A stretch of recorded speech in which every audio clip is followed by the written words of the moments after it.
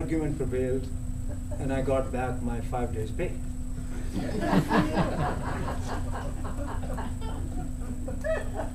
Now I'd won everything. In 1998, I filed another human rights case. I had won all the things.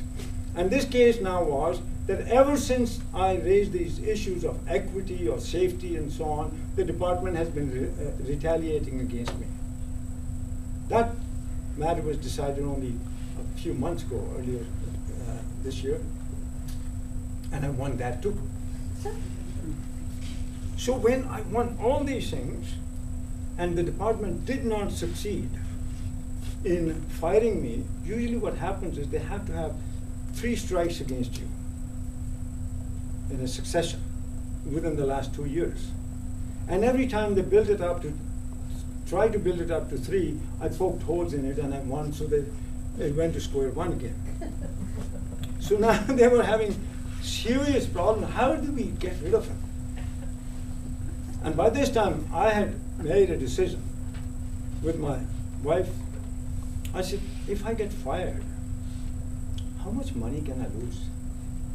And we calculated that the most I can lose is my severance pay, which will be about 6 months of salary. I think I can tolerate that, having worked now close to 35 years. So I'll get my full pension. So I'm going to take that chance. I'm going to push them. I'm already now beyond 65. They can't remove me, because if they remove me, then I'm going to sue them on age. Another human rights case. So so you see, I was having fun now, and a very serious matter, but I'm not going to be afraid anymore. So they knew that he's not going to go. And once I told an ADM, I said, you know, you guys think that I'm getting old, I'll get tired, maybe I'll die. I said, I pray I don't, because I intend to remain a pain in your side. You can do what you want. So then, at about this time, in year 2000, everybody's left. The minister, Alan Rock, has left. And David Dodge has left. He's become the governor of the bank, permanent job for the next 7 years. Everybody else, everybody's gone. And a new director general is brought. Used to be a technician with a BSc. Now she's made director general over all these people with PhDs and this experienced people. Now she's going to run the department. And the Privy Council gives that and the Canadian Food Inspection Agency $35 million extra funds to cater to the company's demands that hurry up and pass the drugs. So she begins to say, pass this. Or when there was an issue of Brazilian beef, and Margaret Hayden spoke that this is a political thing, and then they suspended her for 5 days without pay. Then the issue came up, there's Iraq war, and there's going to be bioterrorism, there's going to be anthrax, and a reporter comes to me, what do you think? I said, oh, I'm in enough trouble, don't ask me. He said, no, you're a microbiologist, just tell us. I said, okay, I'll educate you as a private citizen, but don't quote me. I said, this anthrax thing cannot be used as a weapon. I have used it, I've made vaccine with it with my own hands. The thing is, it has been used, it's been tried since the days of Hitler. It's been tried by the Russians, by the Japanese, it just doesn't work. Because you can kill an individual, you can create a murder, but you can't create mass murder because it doesn't travel from person to person. So it's no good. And the same thing, I said, smallpox, it's been eradicated. So the only people who have smallpox virus is the Russians and the Americans, so how are they going to get it? That was done in 1977, so nobody had that virus. How can you? Unless one of these 2 countries give it out. Which is what was happening. Anthrax was given to Saddam Hussein by the United States, and he tried it on his own people and the Iranians and the next door neighbor and the Kurds. It didn't work. So, again, I got quoted. Although it said that I won't be quoted, I got quoted. 5 days bail. Again, 5 days suspension.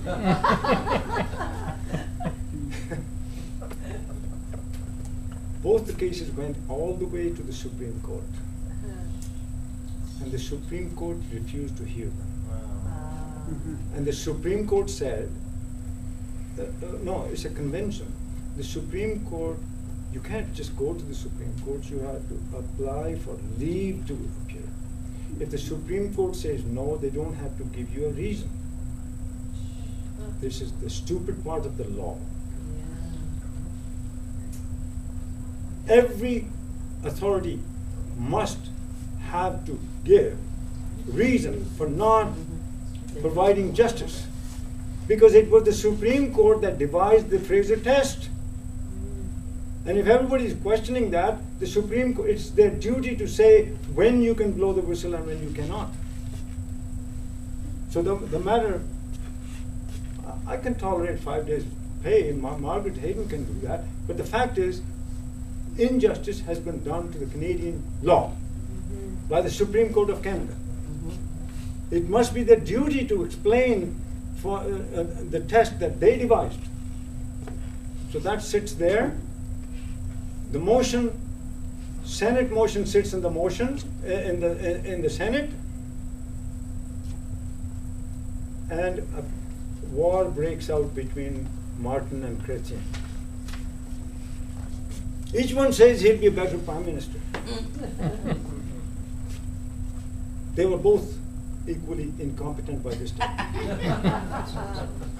But Martin was worse. He was Mr. Dithers, as the media used to call him. He'd never been, he was a good chairman of the board, but he couldn't be prime minister. And at this time, when Martin had his way over this Quebec scandal or whatever it was,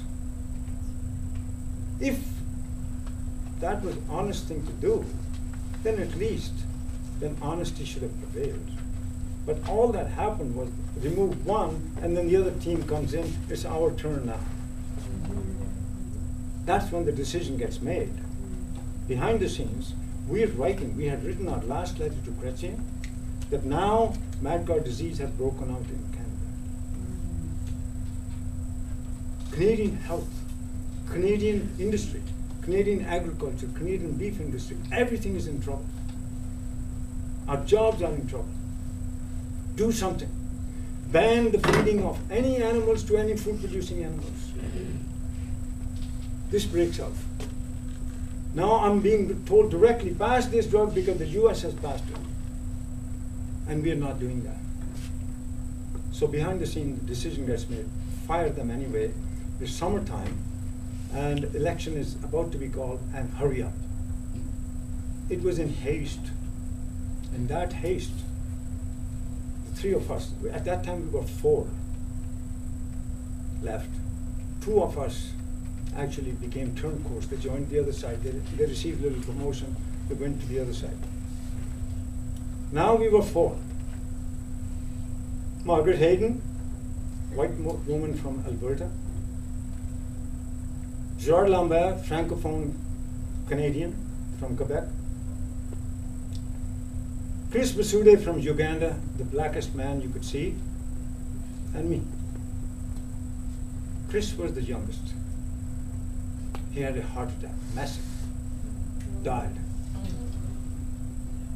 It was at a time when the 4 of us were all separated, isolated, sent to different parts of the different buildings, and we couldn't get out, we couldn't go out, and nobody could visit us, and so this was like being in jail. But we had our ways to survive, mostly with some sense of humor, and but Chris couldn't take it. He was already sick. He suddenly died.